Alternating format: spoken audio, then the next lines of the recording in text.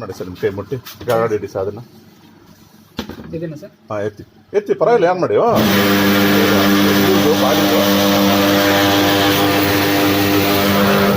ಬಾಡಿದ್ದು machine ಏನಲ್ಲ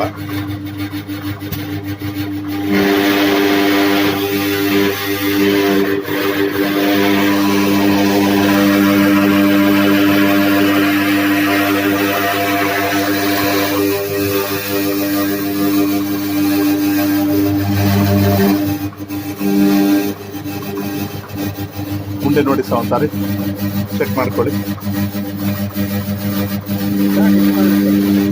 ಕರೆಕ್ಟಾಗಿ set ಮಾಡಿರ್ತೀನಿ. ಕೆಲವರು ದಪ್ಪ ಬೇಕು ಅಂತಾರೆ, ಕೆಲವರು ಸಣ್ಣ ಬೇಕು ಅಂತಾರೆ.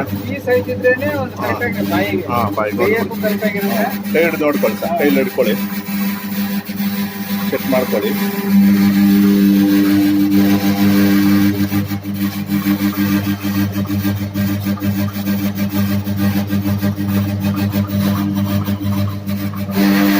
ಮುಂದೆನೂ ಅಷ್ಟೇ ನಮ್ದು ಮುಂದೆ ಬೀಳ್ತೈತೆ ನೋಡಿ. ಇಲ್ಲಿ ಮುಂದೆಗಡೆ ಬಿದ್ರೆ ಹಿಂದೆ ಬೀಳುತ್ತೆ, ಒಂದೇ ಕಡೆ ಬೀಳಲ್ಲ.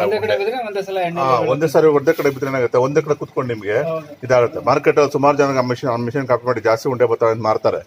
ಅದು ಜಾಸ್ತಿ ಉಂಡೆ ಬಂದ್ರೆ ಏನಾಗುತ್ತೆ ನಿಮ್ಗೆ? ಹೌದು, ಕೆಲವ್ರು ಹೇಳ್ತಾರೆ ಸರ್ ಒಂದೇ ಸರ್ 10 ಉಂಡೆ ಬಂದ್ರೆ ಆಗಲ್ಲ ಅಂತ. 10 ಉಂಡೆ ಅಲ್ಲ, 500 ಉಂಡೆ ಬಂದ್ರು ಏನಾಗುತ್ತೆ ಸಮಸ್ಯೆ, ಎಷ್ಟೇ ತಣ್ಣಗಾಗ್ಬಿಡುತ್ತೆ ಎಣ್ಣೆ ತಣ್ಣಗಾಗುತ್ತೆ. ಒಂದ್ರ ಮೇಲೆ ಒಂದು ತಳ ಕುತ್ಕೊಬಿಡ್ತಾ ಬಾಂಡ್ಲಿಲಿ. ಆಗ ನೀವು ಜಾಲರ್ ಹಾಕ್ಬಿಟ್ಟು ತಿರ್ಸಾಕ್ಲೇಬೇಕು. ತಿರ್ಸಾಕ್ದಾಗ ಉಂಡೆ ಆಗುತ್ತೆ, ಇಲ್ಲ ಚಪ್ಪೆ ತರ ಆಗುತ್ತೆ. ನಮ್ಮ ಇಷ್ಟು ಸುಮಾರು ಜನ ಕ್ಯಾಪೆ ಮಾಡಿ ಅದನ್ನೇ ಹೇಳ್ತಾರೆ, ಸರ್ ನಿಮ್ದು ರೇಟ್ ಜಾಸ್ತಿ, ಅವ್ರು ಜಾಸ್ತಿ ಉಂಡೆ ಬರ್ತಾವೆ ಅಂತ. ಸ್ವಾಮಿ ಬರ್ತಾರೆ, ನಾನು ಬೇಕಾದ್ರೆ 1000 ಮಾಡ್ಕೊಡ್ತೀನಿ.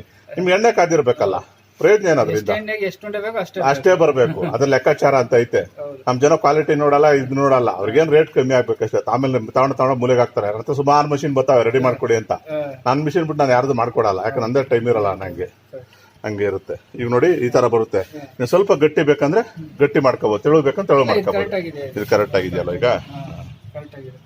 ಜಾಸ್ತಿ ನೀರು ಇಲ್ಲ, ಯಾಕಂದ್ರೆ ಅದೇ ನೀರು ಆಗ್ಬಿಡುತ್ತೆ. ಹೌದೌದು.